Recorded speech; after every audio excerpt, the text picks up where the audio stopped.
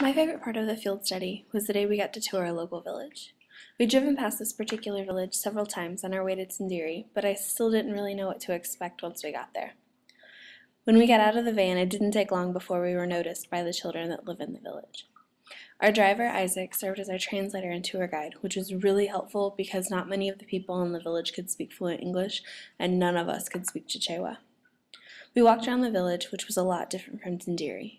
We noticed that all of the buildings had a thatched roof, unlike the tin roof at Tindiri. There was no running water or electricity in the village like there was in Tindiri, and there were also no indoor bathrooms.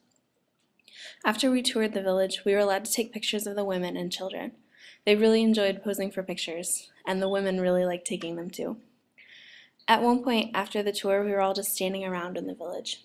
Our group was huddled together, and all of the women of the village were huddled together in front of us.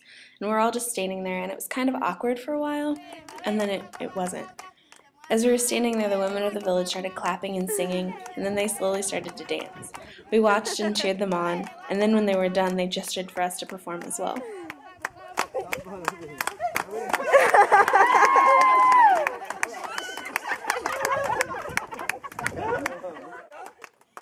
Our driver set the example and danced around the middle of the circle that had formed, and most of our group joined in shortly after.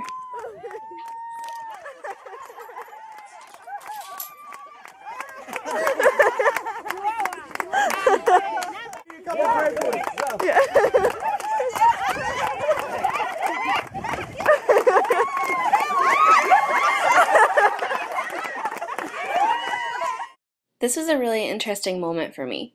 It proved to me that the language barrier that I was so concerned about wasn't nearly as big of a deal as I thought it was. Here we are in this village, and few of the villagers could speak English, and we couldn't speak Chichewa to them, but we were still able to laugh and have a really good time. It showed that smiles and laughter are universal in any culture. Through this experience, I've learned to not stress so much about the language barrier. There are always other ways to communicate, even with people that don't share a common language.